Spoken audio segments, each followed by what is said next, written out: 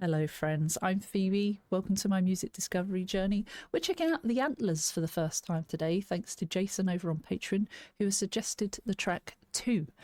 The Antlers are a band that I've never heard of before, but they've been around since 2006. They had a hiatus between 2015 and 2019.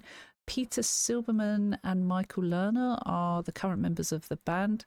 Peter is on vocals and guitars, and writes a lot of their music, and Michael is on drums. Their hiatus, because I had a quick look at that, Peter experienced hearing loss during that time. He was unsure if he could continue making music and left Brooklyn in 2015 to a cabin in upstate New York to record a solo album entitled Impermanence. That was released in 2017. That's interesting. So I wonder what happened with that, but obviously they're still going, so that's a good sign. Let's check out 2 then.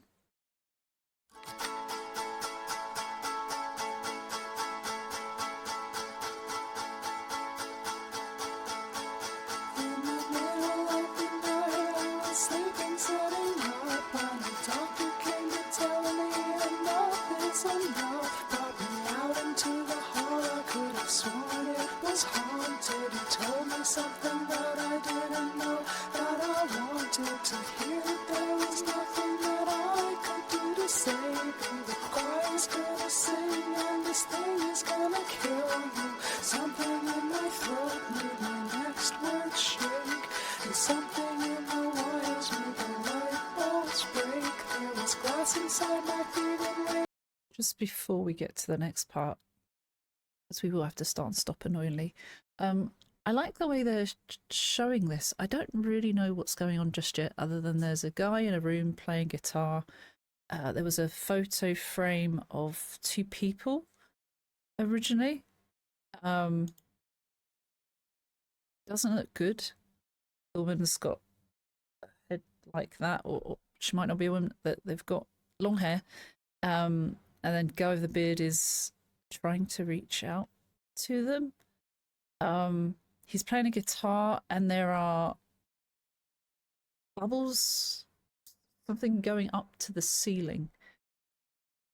At first I thought there was bubbles of sound, but now I'm not so sure. They're different colours. Maybe we'll figure that out soon. In terms of the lyrics, I like the vocals. I enjoyed that. It kind of reminds me of a song that I would hear in the movie Juno, or Life is Strange game. I really like those kind of the sounds of the artists that they have. Usually indie artists that are lesser known but really talented. So not sure. There's also a photo there. It looks like it might be a wedding photo or something. Someone's wearing white, someone's wearing black and white, I think. So the verse, because I haven't actually paid too much attention to the lyrics just yet. It said, "In the middle of the night I was sleeping sitting up when a doctor came to tell me enough is enough. He brought me out into the hall. I could have sworn it was haunted, and told me something that I didn't know that I wanted." So the doctor, I was in hospital perhaps, and there was a doctor that came to tell me something, and I needed to hear this. Apparently I didn't know I needed to, but I did. To hear that there was nothing that I could do to save you. The choir's gonna sing and this thing is gonna kill you. Something in my throat made my next words shake, and something in the wires made the light bulbs break. Doesn't sound very good so far, does it? We'll continue the story before we figure out what's going on. Nothing I could do to save you. Is the doctor telling him this about a person? Or is the doctor saying this to them? I couldn't save you. And something in the wires made the light bulbs break. There was glass inside my feet and raining down from the ceiling. You open up the scars that had just finished healing. You tore apart the canyon running down your theme. I thought that it was beautiful, it made me a believer.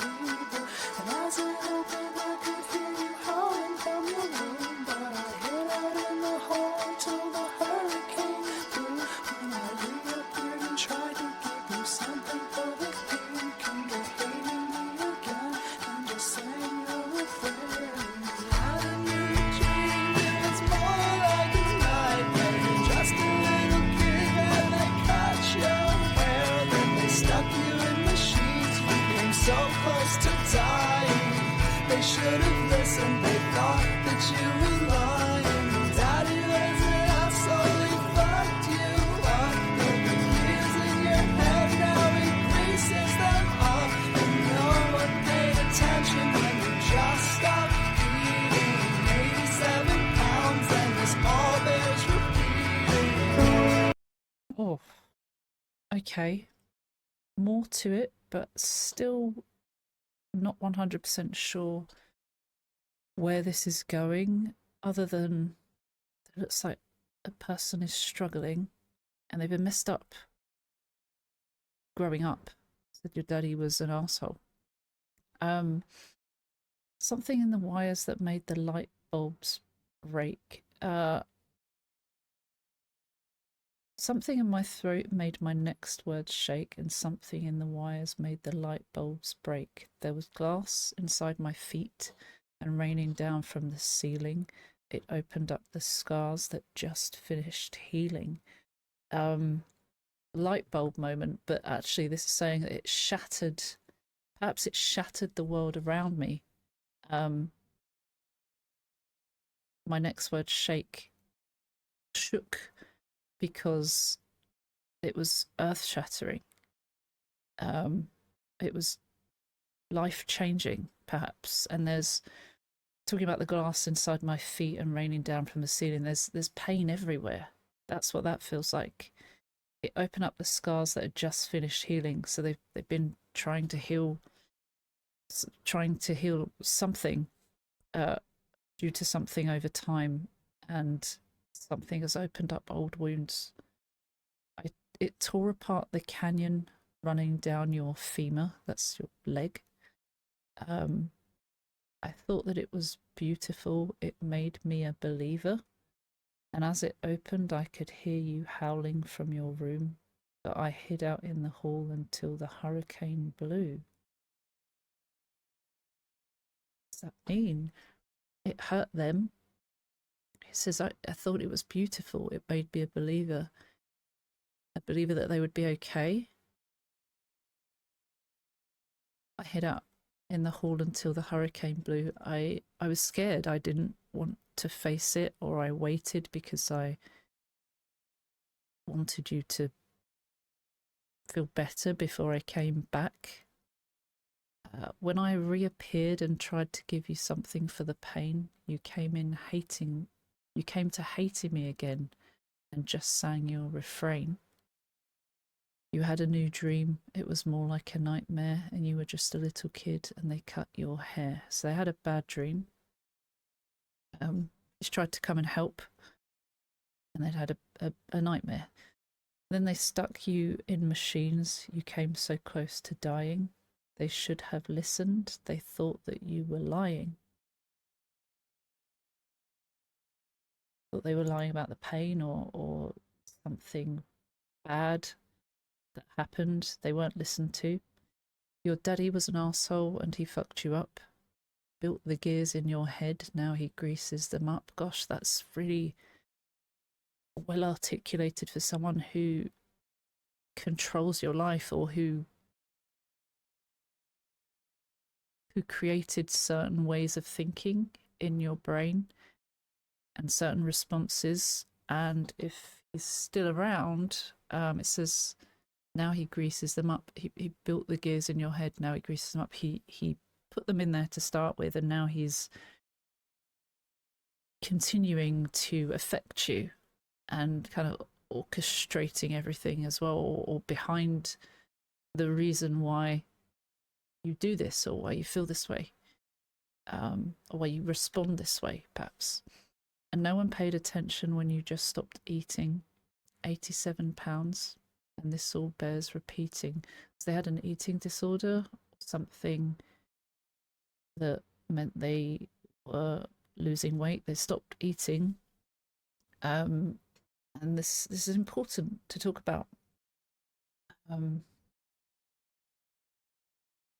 Interesting. There's definitely a bad situation here. This all bears repeating.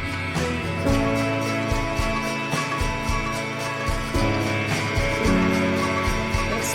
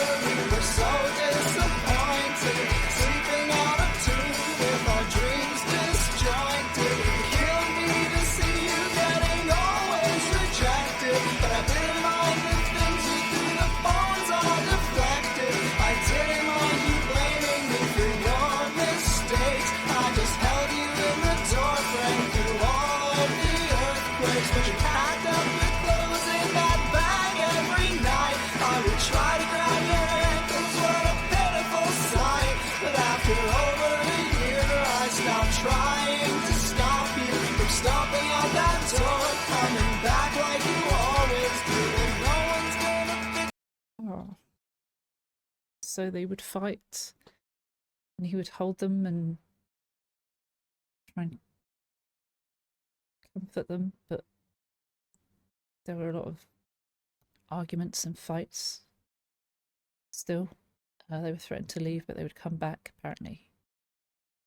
Says, tell me when you think that we became so unhappy, wearing silver rings with nobody clapping. Is this marriage, wearing this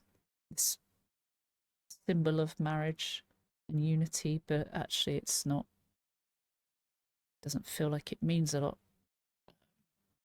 They're unhappy and they're not working at it. When we moved here together, we were so disappointed, almost like it was a bad start in the first place, or at least this chapter of their lives. Sleeping out of tune with our dreams disjointed. Being out of tune is also something that feels disjointed or not normal, or not in tune. Obviously, the opposite is better.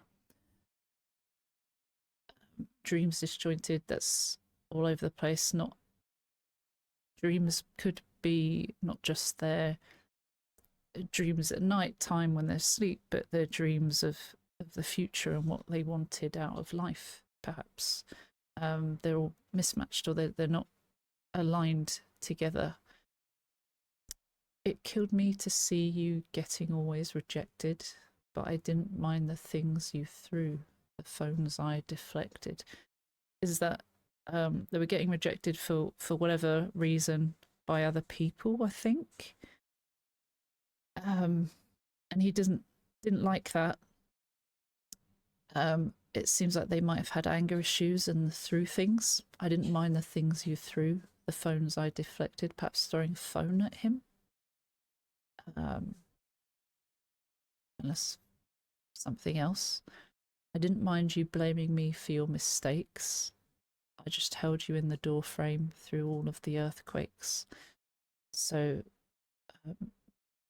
they lashed out at him for their mistakes. And perhaps he understands, because there's a reason for it. We only know so far that I assume it's her dad, or their dad, that was an arsehole and messed them up. So I guess this person, the narrator or the vocalist, is basically saying, I know you're fucked up. I know we're messed up, and I know why. So I'm trying to hold you through all of that and still let you know that this is, I understand it, but it's not okay. It doesn't make it okay to blame other people for your mistakes. It's okay to understand the source of why we are the way we are, but also using that as a means to improve ourselves or try and unlearn bad habits. It's very hard to unlearn bad habits, especially if you've practiced them for many years. But it says, I just held you in the doorframe through all of the earthquakes. So all the explosive episodes, they held them, I think. But you packed up your clothes in that bag every night. I would try to grab your ankles. What a pitiful sight. Just feels embarrassing for them. But after over a year, I stopped trying to stop you from stomping out that door, coming back like you always do. So they tried to leave, but they would come back eventually, almost like threats, perhaps. That can be frustrating, but I can understand sometimes people can't cope and they threaten to leave and they want to do something that causes people to respond in a certain way, and maybe it's a cry for help, maybe it's they don't know how to deal with things. There's so many different reasons, that so many I could go through. I wonder what the colours are.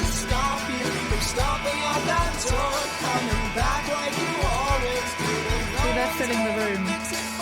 No one can. You say that no one's gonna listen, no one understands, and so there's no open doors, there's no way to get through, there's no other witnesses, just us two.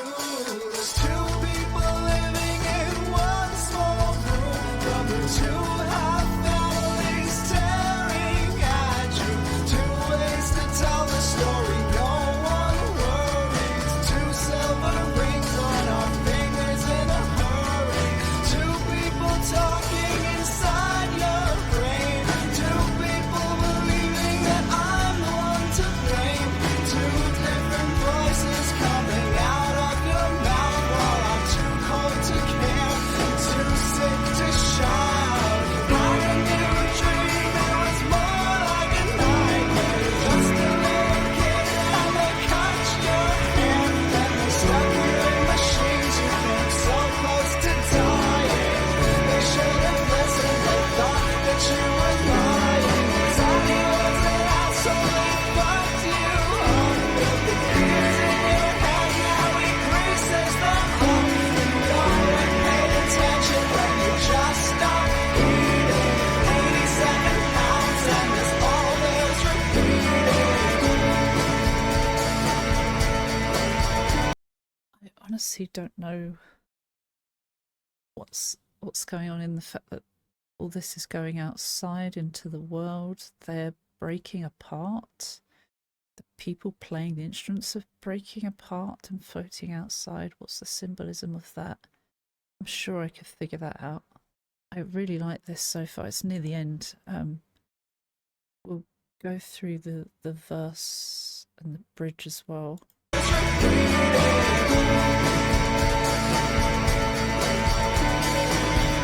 After.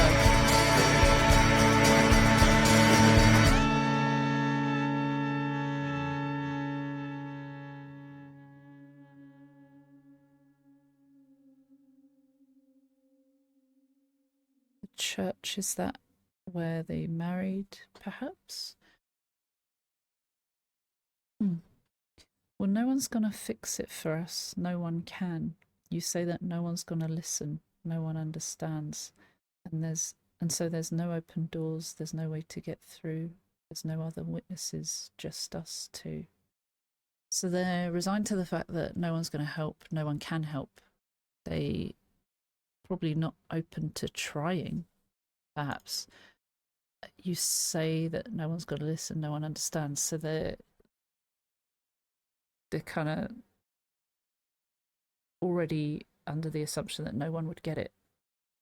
And so there's no open doors, there's no way to get through. They're not letting even him get through to them, or they're not allowing opportunities to open the door to something else. There's no other witnesses, just us two. It was just them two that are involved in this, and no one else gets it or can help or maybe wants to help. There's two people living in one small room.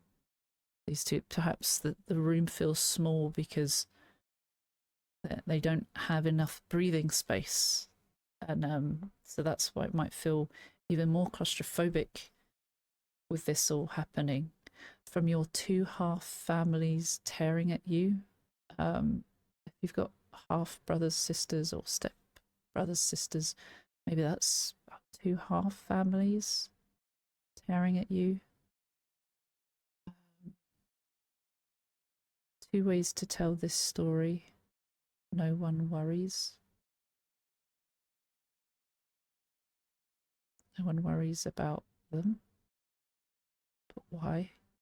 Two silver rings on our fingers in a hurry. They got married quickly.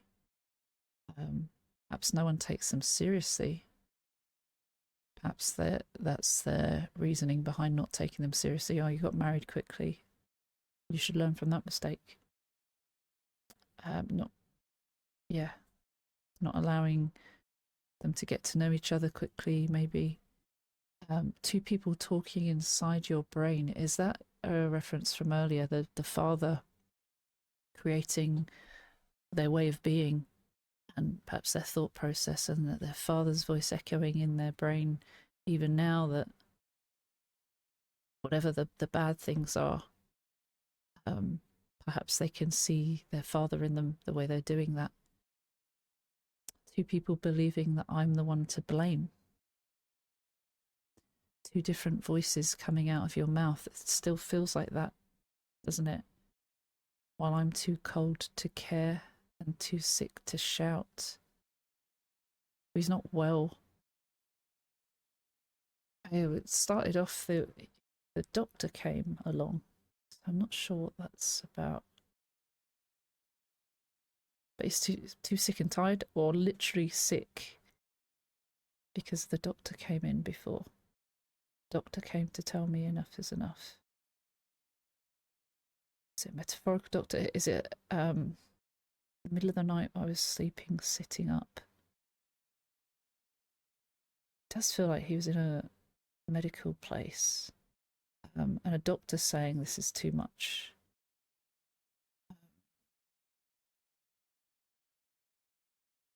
And he said the doctor told him there's nothing I could do to save the person that he's talking about.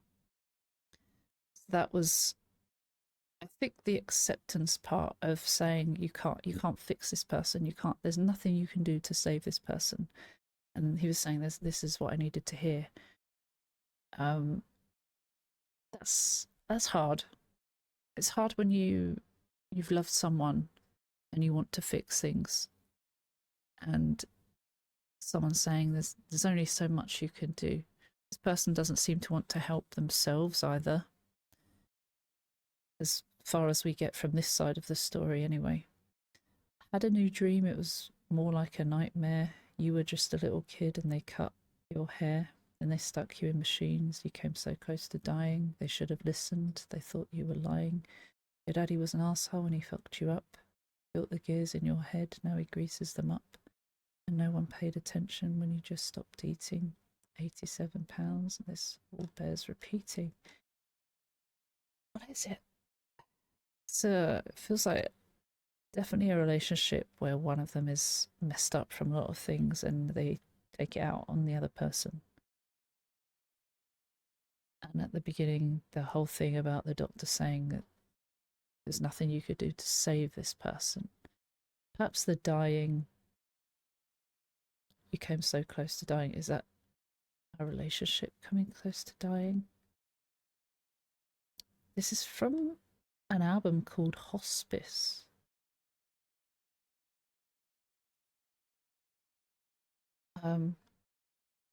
It's halfway through. It's track 7 of 11. It says in the song bio, I think I want to have a look at that. And there's lots of annotations that I could check out, but I wanted to give it a good go first. It says a song about the self-destructive and private world the characters have created and the problems it causes, locking themselves away from society and family and trusting only one another until their relationship begins to fail. Yeah, I guess if their family are against her, tearing at her, say her, I've assumed it's her, but tearing at the other person. So, and the fact that they got married fast, it looks like they've only got each other really to lean on, and no one really supports this. So that makes sense. It says from the second verse onwards, it can be interpreted from being spoken from either one of them, the nurse or the patient. So this is still about a patient. Even in the line talking about throwing objects at the other. The narrator here may just be Sylvia. Don't know who Sylvia is. The other, the wife, or the nurse that has previously been the narrator. The nurse may be outraged at Sylvia for doing this to him, but Sylvia recognises it's his mistake. The double narration is hinted at the title of the song too. 2 points of view. That's interesting.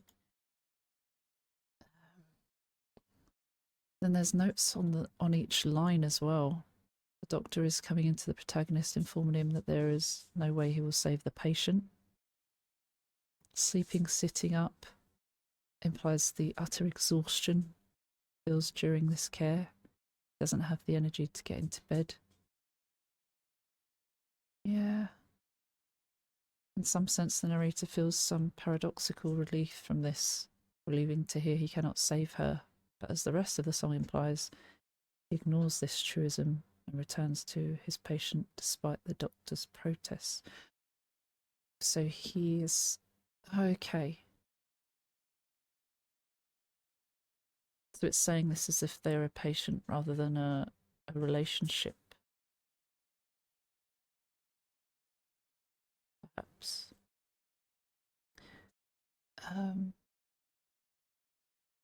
It does talk about Wake, the final song, which is later. So I guess there's more of a story in the album. That's fair enough. In that case, there's probably a lot more context that I could listen to. I really liked the sound of it. I really enjoyed that. And I'd love to hear more from them and maybe even figure out what the story is. There's a lot more that I could read here. So I might have a look at that on the Genius Lyrics page, because there looks like there's a lot more to it. It's definitely sad, and I wonder what the meaning is of all those bubbles coming out of the guitars and going out into the world. Like, are they playing their feelings out? Are they playing their... I don't know. But it all kind of ends up surrounding them. Perhaps all the story consumes them and tears them apart. Could it mean that? Or is there more to it? I'd love to know what you think. And in the meantime, I'm going to read this. So by the time I post this, which I've probably filmed this a month ago at this point, or 2 months ago, depending on the backlog. Or if I post this on Patreon first, then I've probably only recently filmed this. But I'd love to hear what other people think. And if anyone knows more of the story at this point, then let me know. Okay, so I have read a bit more, and it does come across like it's the viewpoint of a caregiver and their toxic relationship with their partner, because you can be a caregiver and a partner in the same breath. And the doctor saying you can't save them, and then them lashing out at them is, I guess, because they don't want to... on one hand, it's soothing and validating to know that you can't save someone, but on the other hand, it's frustrating, and sometimes you might not want to hear that, and you might not be ready to hear that. Their partner is a dying patient, and they're lashing out in many, many ways. It's just the patient pushes away the narrator because of their upbringing, and it focuses on the intense, explosive, emotional feelings, highlighting the narrator's exhaustion and the patient's destructive behaviour. It makes so much more sense when I think about it like that. Yeah, it's very, very powerful. And reading back through the lines as well, it makes sense. Even talking about the choir's going to sing and this thing's going to kill you. Ultimately, they're going to die, and this thing's going to take over so much, and it's not good for you. And that's why they lashed out, and the bulbs broke. It shattered because they're screaming so loud, perhaps, and that's what broke the light bulb. You scream so loud you can shatter glass, right?